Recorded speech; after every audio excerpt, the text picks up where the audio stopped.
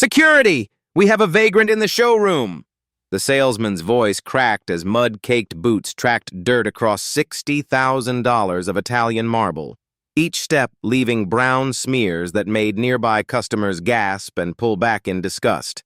The man in torn coveralls stood frozen between two aircraft worth more than small nations' GDP, dirt clinging to his weathered hands while his jacket reeked of fertilizer and sweat.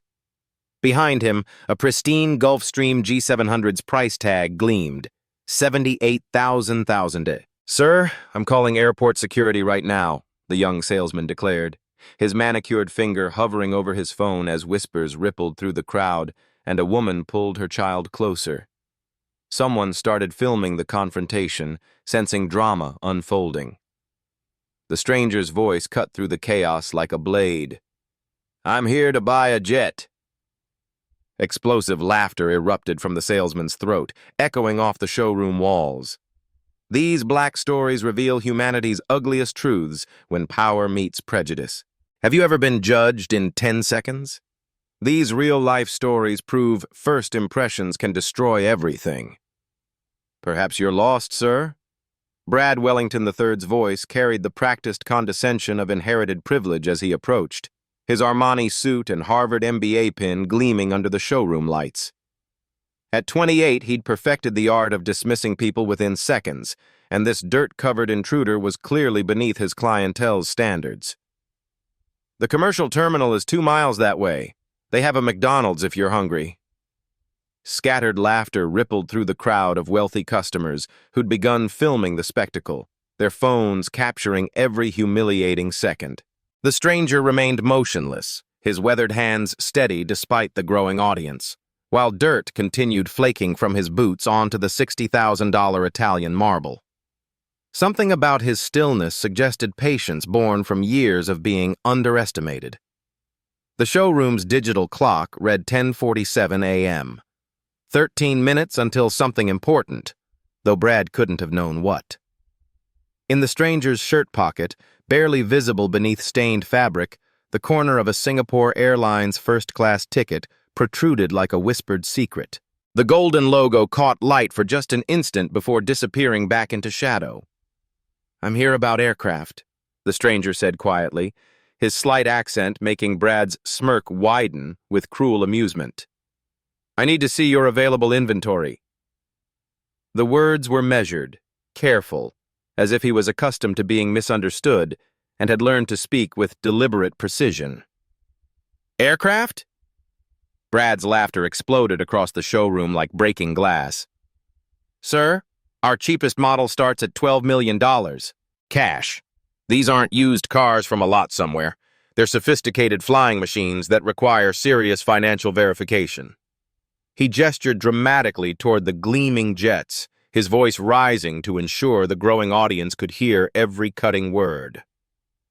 At Jet Life Reviews, a TikTok influencer with 2 million followers, had positioned herself perfectly to capture the confrontation.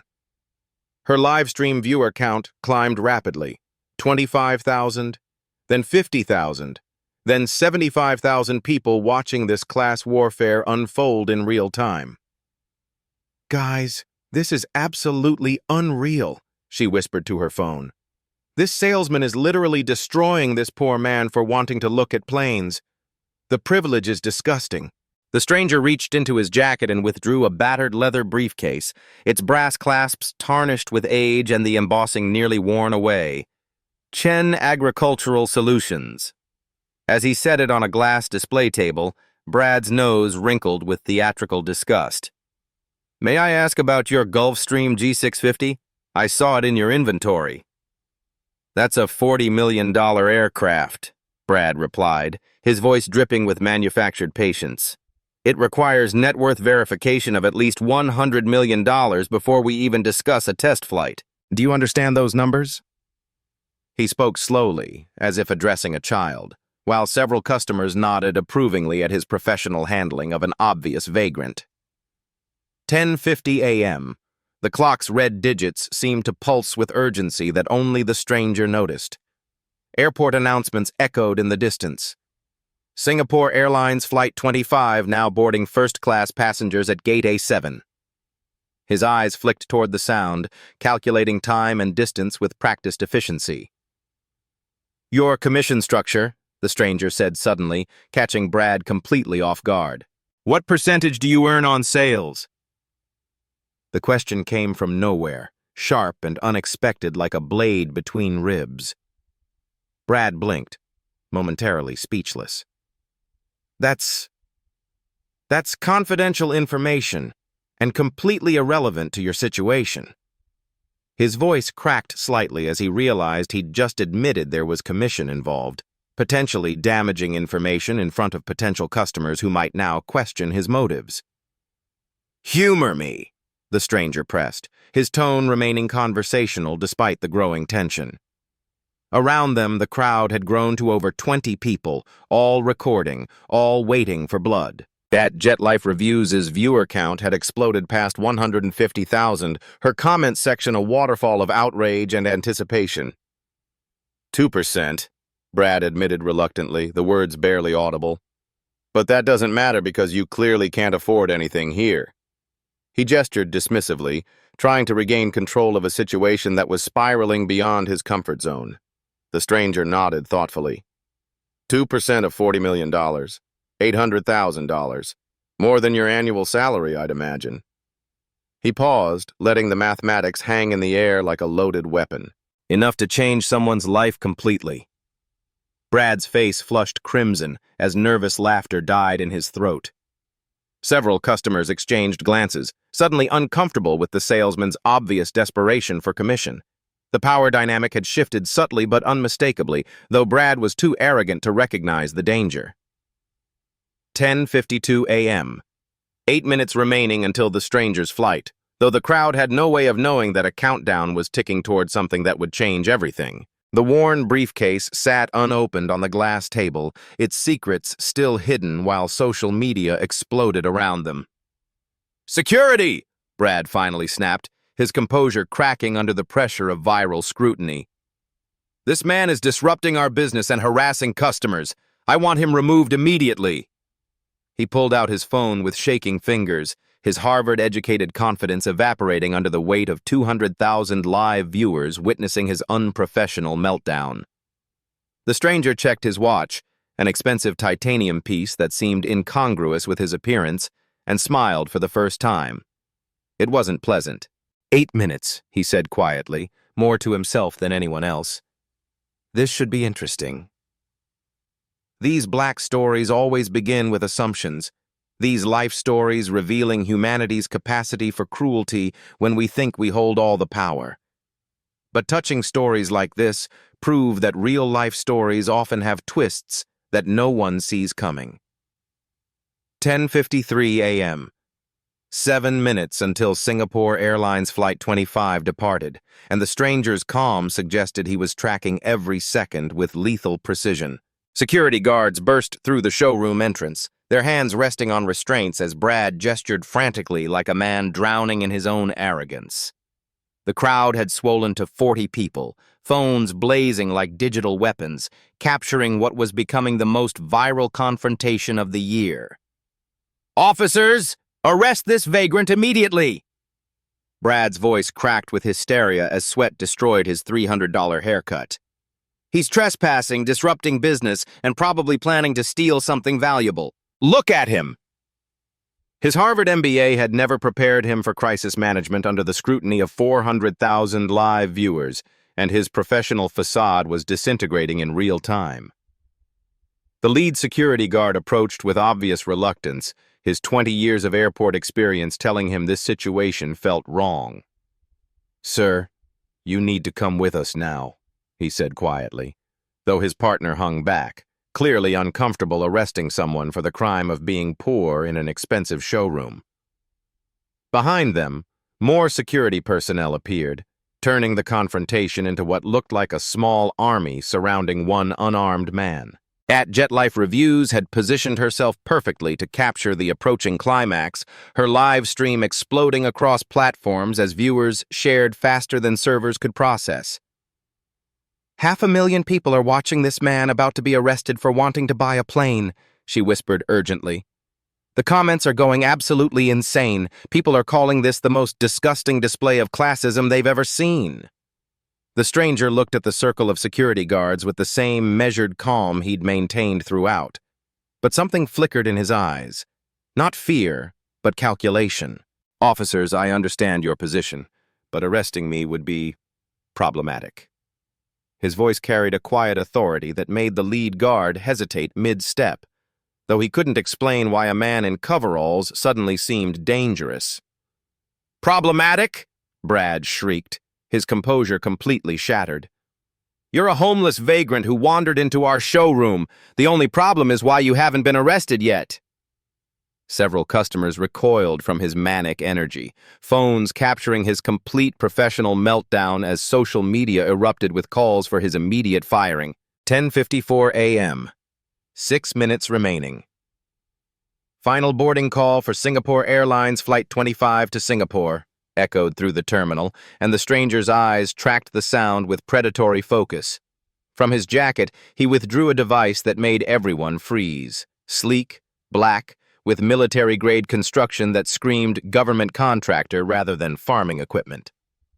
"What is that?" the security guard demanded, his hand moving to his radio as the crowd tensed with sudden electricity. The device looked like it belonged in a war room, not a farmer's pocket, and its presence transformed the entire dynamic of the confrontation. "Satellite communication array," the stranger replied casually, his thumb hovering over a single red button. "Encrypted channel to my logistics coordinator. Agricultural operations across 17 time zones require constant coordination." He spoke as if commanding international supply chains was perfectly normal for someone wearing torn coveralls, though several people in the crowd exchanged looks of dawning recognition. Sarah Mitchell had been watching through security cameras, growing increasingly alarmed as the situation spiraled beyond containment.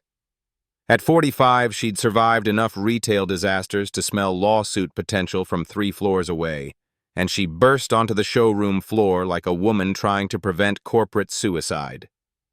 "Everyone stop," she commanded, her voice cutting through the chaos. "What exactly is happening here?" "This vagrant is disrupting our clientele and needs immediate removal," Brad snarled, pointing at the stranger like he was identifying a plague carrier. "Security should have dragged him out 10 minutes ago instead of letting him contaminate our showroom." His words hit the air like thrown acid, making even his supporters wince at their naked cruelty. The stranger's device began emitting a soft, pulsing sound that seemed to synchronize with something beyond the showroom, perhaps satellites, perhaps worse. "Ma'am, I appreciate your intervention," he said to Sarah with genuine respect. "I'm simply trying to purchase aircraft before my departure. Cash transaction, no financing required." His politeness contrasted sharply with the military-grade technology in his hand. 10:55 a.m. 5 minutes until takeoff, and the titanium watch on his wrist, worth more than most luxury cars, caught light as he checked the time again. Brad had somehow failed to notice that the vagrant's timepiece cost more than his monthly salary, too blinded by prejudice to recognize wealth that didn't conform to his expectations. "Sir, you need to put that device away immediately," the lead security guard commanded, though his voice carried uncertainty rather than authority. The device's pulsing had increased in frequency, suggesting it was connecting to systems beyond their understanding or control. Around them, the crowd pressed closer, sensing they were witnessing something that would define social media for months. The stranger smiled for the first time, and it wasn't pleasant. "Officers, arresting me would create complications." He held up the device so everyone could see its display, rows of numbers that looked like coordinates, timestamps, and what appeared to be financial figures with more zeros than most people saw in a lifetime. "My logistics coordinator is very protective of our operations." "Logistics coordinator?" Sarah asked, her retail instincts screaming that this situation had moved far beyond her training to handle. Something about the stranger's calm suggested he wasn't just any customer, and the technology in his hand looked like it belonged to people who didn't get arrested by airport security. Brad was completely unhinged now, his Armani suit wrinkled with sweat as he pointed frantically at the stranger. "He's probably a terrorist. That device could be a bomb. Arrest him now before he kills us all!" His hysteria was so complete that several customers began backing away from him rather than the man he was accusing. 10:56 a.m. 4 minutes until departure, and at Jet Life Review's viewer count hit 700,000 as #Jet Salesman exploded across every platform simultaneously. The stranger checked his watch one final time, his expression shifting from patient to predatory as he realized his timeline was becoming critical. "Gentlemen," he said quietly, his voice cutting through the chaos like a scalpel, "I believe it's time we discussed my actual net worth." The device in his hand pulsed faster, its display showing what appeared to be bank account information that made Sarah's eyes widen in complete shock. The security guards froze as they glimpsed numbers that seemed impossible, while Brad continued ranting about terrorists and bombs, completely oblivious that the next 60 seconds would transform him from viral sensation to cautionary tale about the dangers of judging books by their covers. 10:57 a.m. 3 minutes until his flight, and the stranger's finger moved deliberately across the device's surface, activating something that made the air itself seem to vibrate with electronic anticipation. The crowd held its collective breath as numbers began cascading across the device's display, coordinates, timestamps, and figures that defied comprehension. Sarah's face went pale as she glimpsed amounts that looked like phone numbers rather than bank balances. "Officers, before you make a career-ending mistake," the stranger said quietly, his voice carrying the kind of authority that made grown men reconsider their life choices, "perhaps you should know who you're about to arrest." He turned the device toward the security guards, and what they saw made the lead officer's hand fall away from his restraints as if they'd become red-hot. The display showed a Chase private client banking interface, but the numbers scrolling across it seemed to break the laws of mathematics. Account balance, $847,000. Agricultural holdings portfolio, $2.3 billion. Daily transaction volume, $15.7 million. The figures updated in real time, showing money flowing across continents like digital rivers, while the man in coveralls stood motionless in the center of a luxury aircraft showroom.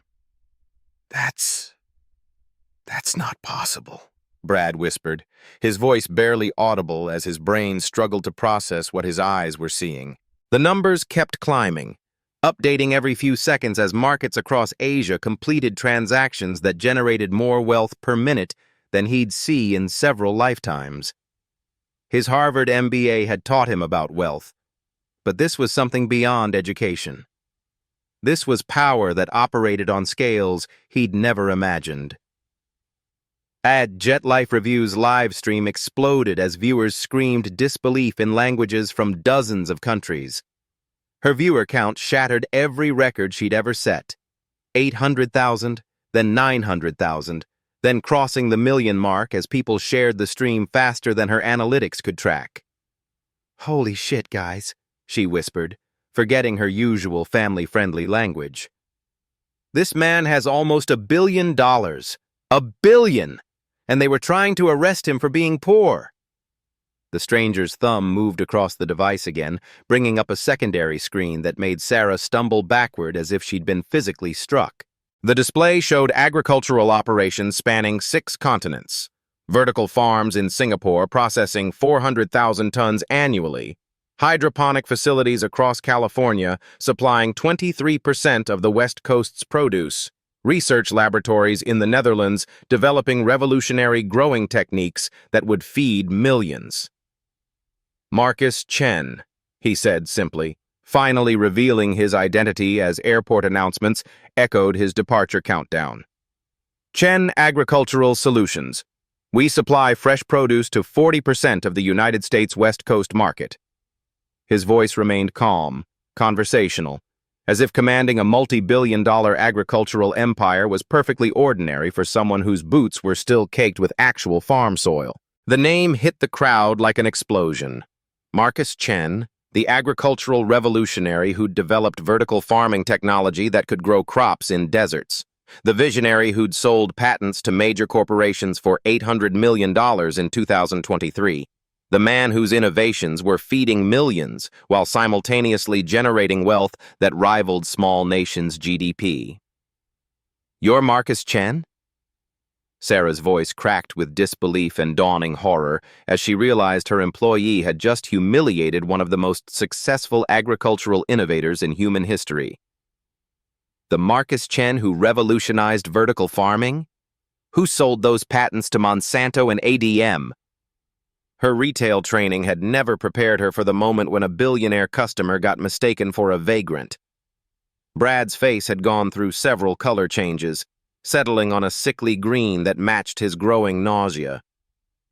But you're wearing coveralls, he stammered weakly, as if clothing choices somehow invalidated bank statements showing wealth that exceeded most countries' annual budgets.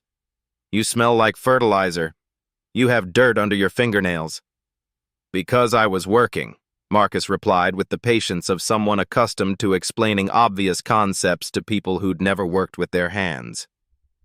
I spent this morning in our Singapore facility optimizing growing cycles for our new hydroponic systems. Good soil teaches you things that boardrooms never can. He held up his hands, showing the honest dirt that came from touching the earth that fed the world. The security guards had backed away completely, their radios crackling with urgent communications as their supervisors realized the scope of the disaster unfolding in real time. Airport management was probably having emergency meetings about how to apologize to a man whose agricultural operations were worth more than the entire airport's annual revenue. 10:58 a.m. 2 minutes until departure, and Marcus's device chimed with what sounded like an incoming call. "Excuse me," he said politely, pressing the device to his ear while 1.2 million people watched through @JetLife Reviews' stream. "Yes, I'm still at the airport. Slight delay in aircraft acquisition. No, nothing serious. Just educating some people about assumptions." The conversation was brief, conducted in what sounded like Mandarin mixed with technical English that suggested he was coordinating operations across multiple time zones simultaneously. When he finished, he turned back to the crowd with the same measured calm he'd maintained throughout the encounter.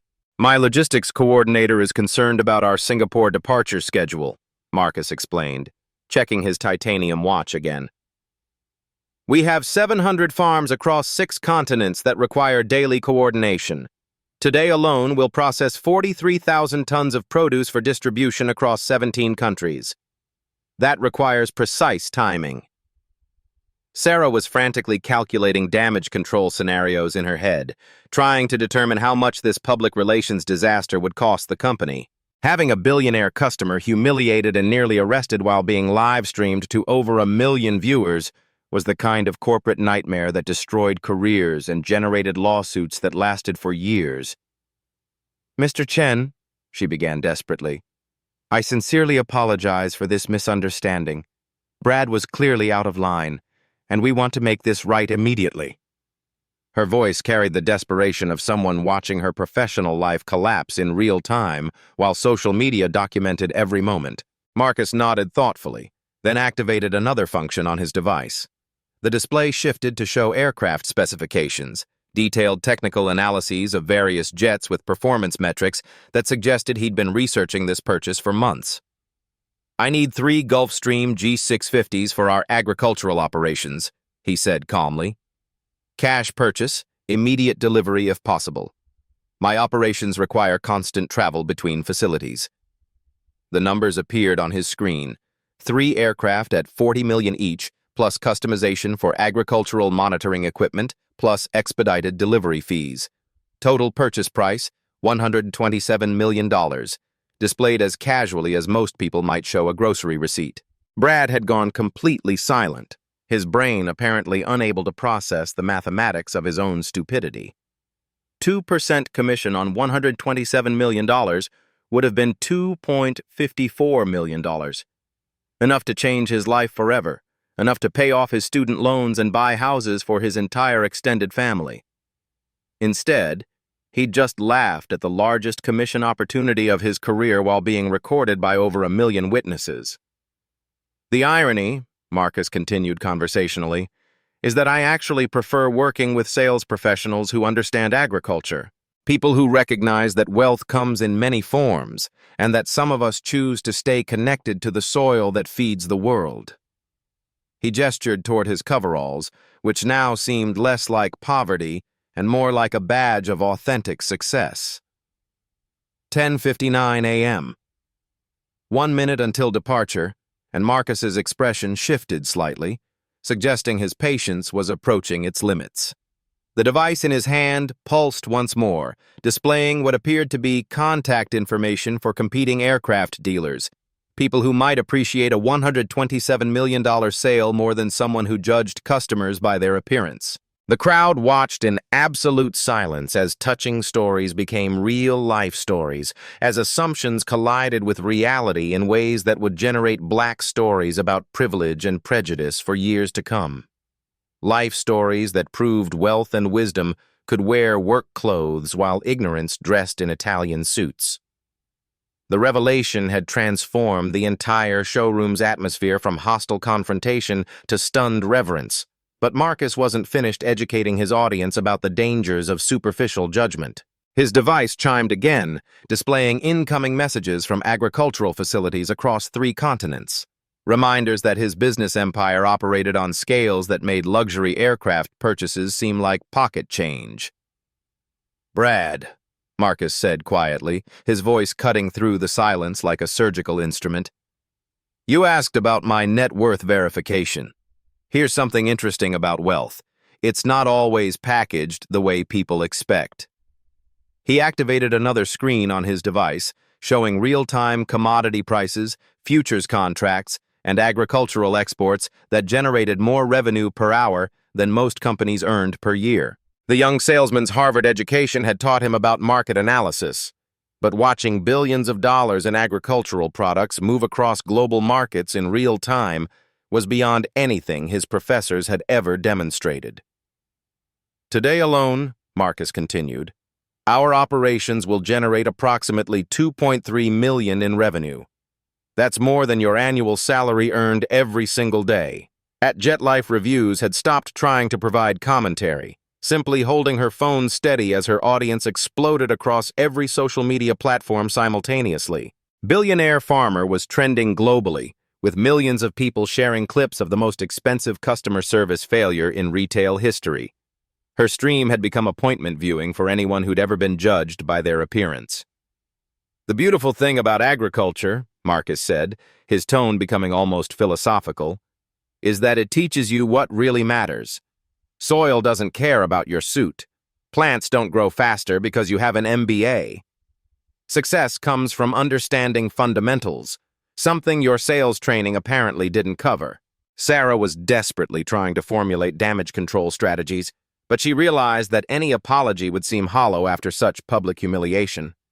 The company's stock would probably drop when markets opened.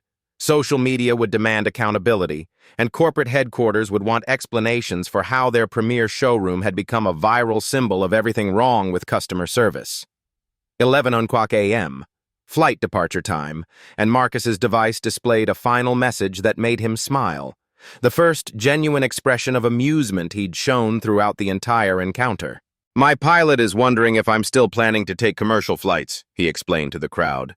"Apparently, watching your boss get arrested for buying airplanes creates some confusion about transportation logistics." He pressed a button on his device, and somewhere in the distance, engines began spinning up with the distinctive whine of private jets preparing for departure. "The advantage of owning your own aircraft," Marcus noted conversationally, "is that departure times become flexible when you're conducting important business."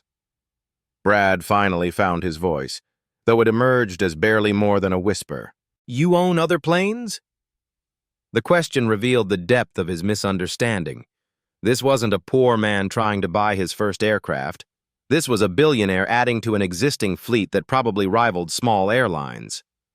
17 aircraft currently, Marcus replied matter-of-factly. Everything from crop dusters for field surveys to long-range jets for international coordination. Agriculture is a global business that requires global mobility. He showed his device's screen again, displaying a fleet management system that tracked aircraft across 6 continents in real time. The mathematical reality hit Brad like a physical blow. If Marcus already owned 17 aircraft worth hundreds of millions, then his potential lifetime value as a customer wasn't just the $127 million purchase he'd mentioned. It was potentially billions in ongoing business. Brad had just destroyed the most valuable customer relationship of his career while being watched by millions of witnesses. Security guards who'd been prepared to arrest Marcus were now standing at respectful distances, their supervisors undoubtedly screaming instructions through their earpieces about treating billionaire customers with appropriate deference. Airport management was probably drafting apology letters while lawyers calculated settlement figures for the public humiliation of someone whose agricultural empire employed thousands of people. The fascinating thing about assumptions, Marcus concluded, checking his watch one final time, is how expensive they can become when you're wrong. He began walking toward the showroom exit, his mud-caked boots leaving one final trail across the Italian marble. A reminder that authentic success sometimes left marks that couldn't be polished away. The crowd parted before him like he was royalty, which in the agricultural world he essentially was. Behind him, Brad stood frozen in the wreckage of his career, while Sarah frantically tried to calculate whether chasing after a departing billionaire would make the situation better or worse. These life stories always end the same way, with real-life stories proving that touching stories about human dignity matter more than black stories about prejudice and power, even when the lesson costs someone $2.54 million in lost commissions. 11:02 a.m. Marcus had reached the showroom exit when his device chimed with an incoming priority call that made him pause, his finger hovering over the answer button as airport announcements echoed around them. "Mr. Chen!" Sarah called desperately, her voice cracking with panic as she realized her company's most valuable potential customer was about to walk away forever. "Please wait. I need to call my regional director immediately." Marcus turned back toward the crowd, his expression unreadable as he accepted the call on his device. "Michael," he said calmly. "Yes, I'm still at the Miami showroom. No, the aircraft purchase has been educational." His conversation was brief but intense, conducted in technical English that suggested he was coordinating damage control across multiple business operations simultaneously. The showroom had transformed into something resembling a war room, with Sarah frantically dialing numbers while @Jet Life Reviews' live stream maintained its audience of 1.3 million viewers who were demanding real-time updates on what they dubbed Billionaire Farmergate. Social media had exploded with hashtags calling for accountability, boycotts, and justice for what was clearly the most expensive customer service disaster in aviation history. "Mr. Chen," Sarah pleaded, her phone pressed to her ear as she tried to reach corporate headquarters. "Our regional director, Michael Torres, is driving here personally. He'll be here in 15 minutes. Please, we need to make this right." Her voice carried the desperation of someone watching her career disintegrate in real time, while millions of people documented every moment. Marcus checked his titanium watch with the same precision he'd maintained throughout the encounter. 15 minutes, he repeated thoughtfully. "My logistics coordinator can adjust our Singapore operations schedule, but time has value in agriculture. Every minute of delay affects 17 time zones of production." His tone suggested this wasn't a threat, merely a statement of economic reality. Brad had collapsed into a nearby chair, his Armani suit wrinkled with sweat as the mathematical reality of his stupidity continued crushing his soul. $2.5 million in commission had just walked out the door because he judged a billionaire by his coveralls. His Harvard MBA felt like expensive toilet paper as he watched his career burn down in front of 1.3 million witnesses. The device in Marcus's hand began displaying real-time updates from his agricultural empire. Production reports from Singapore showing 47,000 pounds of vegetables harvested in the past hour. Shipping manifests from California facilities, loading trucks for distribution across the West Coast. research data from Netherlands laboratories where his teams were developing growing techniques that would revolutionize food production worldwide. The interesting thing about agriculture, Marcus said to the crowd, his voice carrying across the silent showroom, is that it operates on different timescales than retail sales. Crops don't wait for customer service training. Markets don't pause for sensitivity workshops. When you insult the people who feed the world, there are consequences that extend far beyond commission checks. Sarah's phone conversation had become increasingly frantic as she tried to explain the situation to corporate executives who were probably having emergency meetings about viral damage control. Yes, sir, he's still here. No, sir, it was filmed live. 1.3 million viewers and climbing. Yes, sir, I understand the stock implications. 11:07 a.m. Marcus's patience was legendary in agricultural circles. You couldn't rush growing seasons or force harvests, but his expression suggested even billionaire patience had limits. His device displayed another priority message, this one from what appeared to be competitors offering immediate aircraft sales with appropriate respect for customers, regardless of their clothing choices. Mr. Chen, Sarah said desperately, ending her call and approaching with the careful movements of someone trying not to spook a dangerous animal. Michael Torres is our regional director, 20 years in aviation sales, specialized in high-net-worth clients. He's personally handling your account now.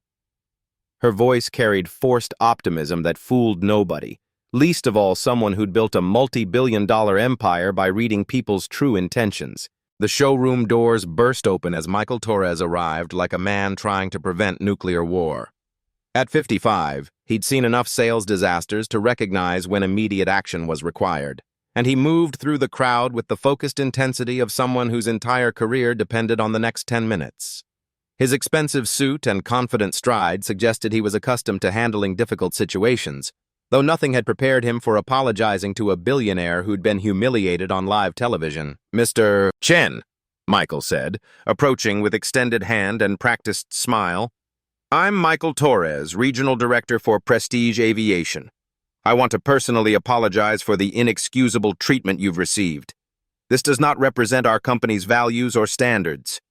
His voice carried the smooth authority of someone who'd spent decades managing corporate crises. Marcus studied the extended hand for several seconds before accepting it, his grip firm but brief. Mr. Torres, he replied politely, your employee suggested I try McDonald's for lunch, called me a vagrant, and recommended I visit a used car lot instead of your showroom. He then attempted to have me arrested for the crime of wanting to purchase aircraft while wearing work clothes. The words hit Michael like physical blows, each one representing millions in potential lawsuits and billions in lost business opportunities. Behind him, Brad had gone completely pale as he realized his regional director was now personally dealing with the consequences of his prejudice. The Harvard MBA pin on his lapel seemed to mock him with its promise of professional competence. Furthermore, Marcus continued, his voice remaining conversational despite the devastating content, your entire interaction was live-streamed to over 1 million viewers, is currently trending globally across multiple platforms, and has generated what I estimate to be approximately negative $40 million in publicity value for your company. Michael's practiced smile faltered as he processed the scope of the disaster. Negative $40 million in publicity meant stock price impacts, customer defections, and corporate damage that would take years to repair. Mr. Chen, what can we do to make this right? How can Prestige Aviation earn your forgiveness and your business? Marcus activated his device again, displaying the aircraft specifications he'd researched months in advance. I need 3 Gulfstream G650s with custom agricultural monitoring equipment. Total purchase price approximately $127 million. The question is whether I purchase them from a company that judges customers by their appearance or from competitors who understand that wealth comes in many forms. The number hit Michael like lightning. $127 million represented the largest single sale in the showroom's history. Enough commission to make Brad wealthy for life. Enough profit to justify Michael's entire annual budget. Instead, It was walking out the door because his employee had confused a billionaire for a homeless person. "Mr. Chen," Michael said carefully, "I want to offer you our premium VIP service package, complete customization support, and a formal apology from our company president. We'll also implement immediate changes to prevent this kind of discrimination from ever happening again." His offer sounded desperate because this was corporate triage performed under the scrutiny of global social media.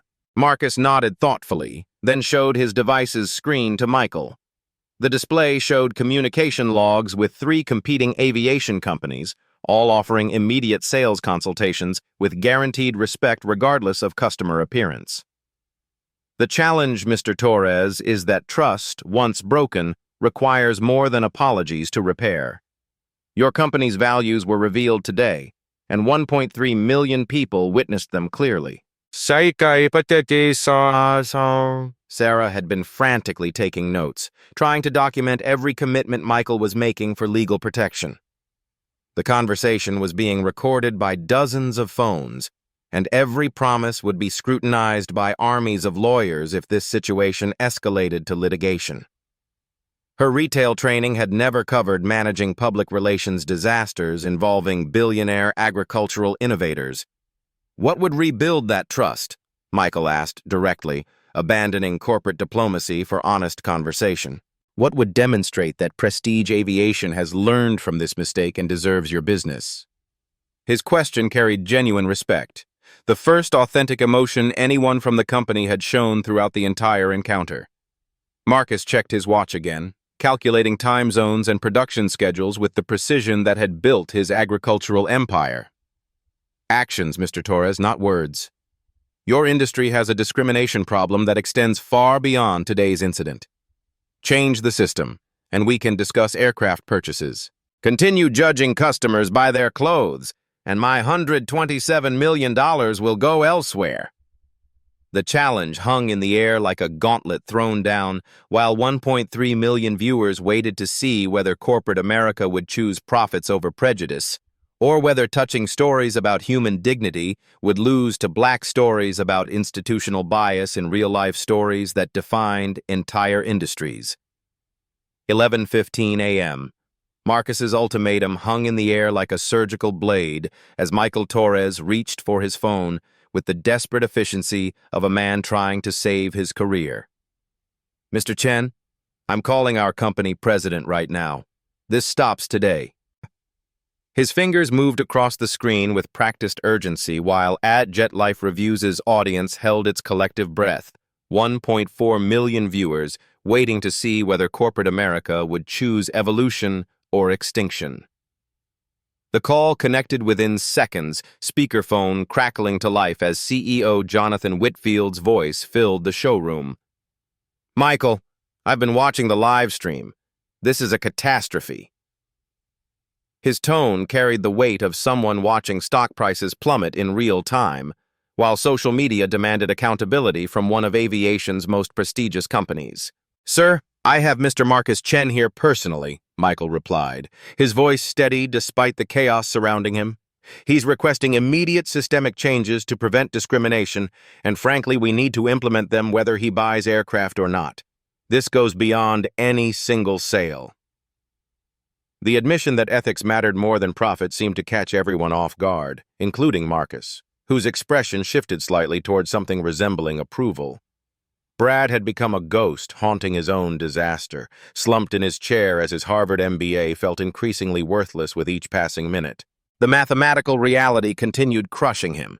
$2.54 million in lost commission, career destruction broadcast globally, and the knowledge that his prejudice had just cost his company the largest sale in showroom history. "Mr. Chen," Whitfield's voice carried across the speaker with genuine contrition, "I'm implementing immediate changes effective today. Brad Wellington is suspended pending investigation. All sales staff will undergo mandatory bias training within 48 hours. We're establishing anonymous customer feedback systems and diversity monitoring protocols." Yes, his promises came rapid fire, suggesting legal teams were drafting policy changes in real time. Marcus activated his device, displaying what appeared to be a note-taking application where he was recording each commitment with timestamps and specificity that suggested these promises would become legally binding obligations. Mr. Whitfield, systemic change requires more than training seminars. What monitoring mechanisms will ensure these policies are actually implemented rather than forgotten when media attention fades? The question demonstrated why Marcus had built a multi-billion-dollar empire.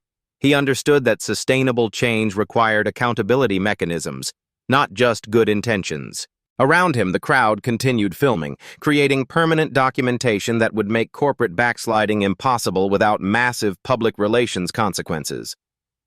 "We're implementing the Dignity First customer service standard," Whitfield announced, his voice gaining confidence as he outlined comprehensive reforms. "Every customer interaction will be monitored through our new bias detection software. Anonymous shopping programs will test our staff monthly. Customer feedback systems will be reviewed by external diversity consultants." The specificity suggested he'd been consulting with legal and HR teams during the conversation. Sarah had been frantically documenting every commitment, realizing that her showroom was becoming ground zero for industry-wide policy changes that would affect aviation sales globally.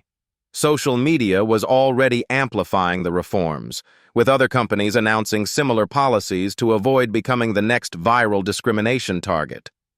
Marcus nodded slowly, his expression suggesting cautious optimism rather than complete satisfaction. "Implementation timeline?" he asked simply, his tone indicating this was a make-or-break question that would determine whether Prestige Aviation earned his business or joined the ranks of companies that chose prejudice over progress. "Bias training begins tomorrow," Whitfield replied immediately. "Software installation within 1 week. External monitoring starts within 30 days. Mr. Chen, we're also establishing a customer dignity fund, $100,000 donated to agricultural education programs as demonstration of our commitment to the communities you serve." The financial commitment showed he understood that symbolic gestures required substantial backing. For the first time since entering the showroom, Marcus smiled genuinely. "Agricultural education," he repeated, his voice carrying approval that felt like sunlight after a storm. "Young farmers need opportunities to learn that success comes in many forms, and that judging people by appearances destroys potential that could feed the world." His words carried the weight of someone who'd overcome similar prejudice to build an empire.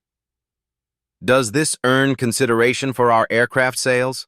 Michael asked hopefully, though his tone suggested he understood that trust rebuilding would require more than promises, regardless of how comprehensive they appeared.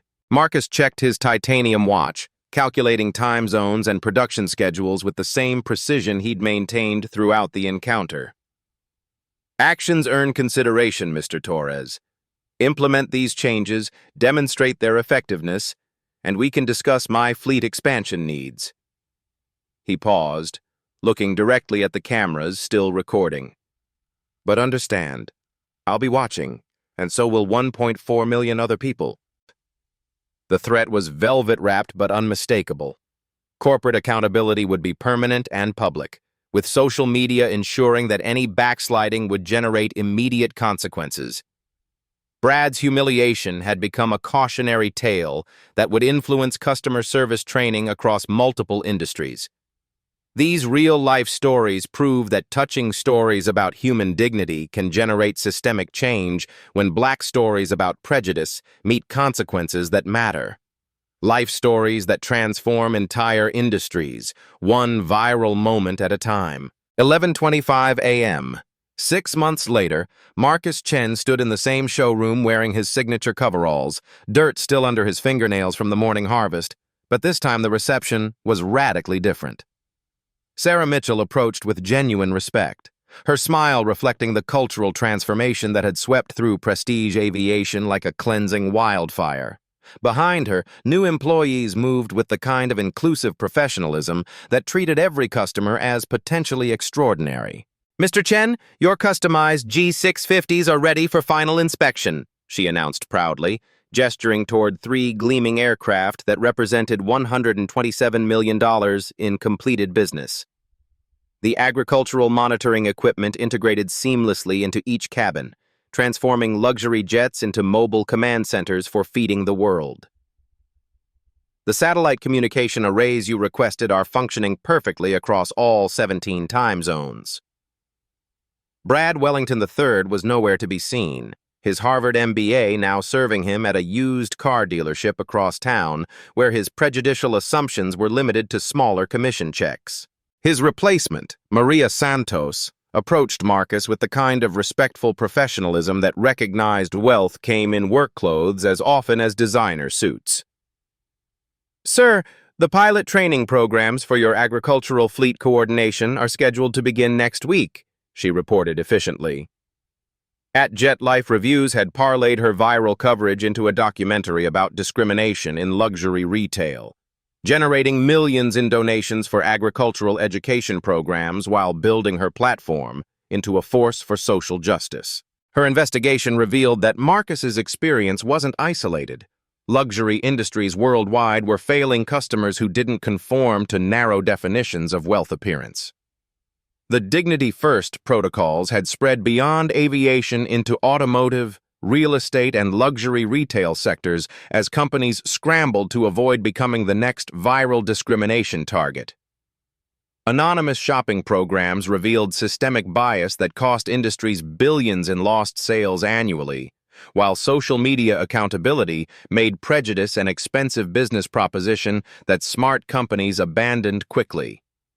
Marcus's agricultural empire had expanded exponentially, with his 3 new jets enabling coordination across 847 vertical farms that now supplied 31% of North America's fresh produce. The same hands that had been dismissed for carrying honest dirt were now feeding millions while generating wealth that funded educational programs for young farmers worldwide. The beautiful irony, Marcus reflected, watching his jets being prepared for departure to Singapore, is that this showroom's transformation proves what agriculture teaches. Real growth requires the right environment, proper cultivation, and respect for what might seem insignificant, but contains extraordinary potential. The mathematical legacy was stunning. Brad's 10 minutes of prejudice had cost him $2.54 million in commission, destroyed his career, and generated negative publicity worth approximately $60 million. Meanwhile, Marcus's patient dignity had created systemic changes affecting thousands of employees and millions of customers across multiple industries. These black stories reveal profound truths about power, privilege, and the price of assumptions. Touching stories that prove human dignity cannot be measured by designer labels or expensive accessories.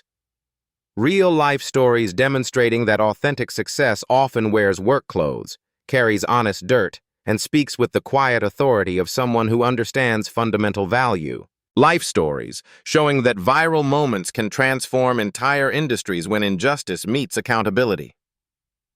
The next time you witness discrimination, remember that phones have cameras, social media has memory, and justice sometimes arrives wearing coveralls with billionaire bank accounts. Share this story if you believe dignity matters more than appearances. Comment below with your own experiences of being judged unfairly.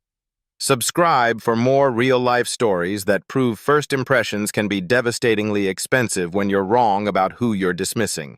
Because in a world where everyone has cameras and consequences can go viral instantly, treating people with respect isn't just morally right, it's the smartest business decision you'll ever make.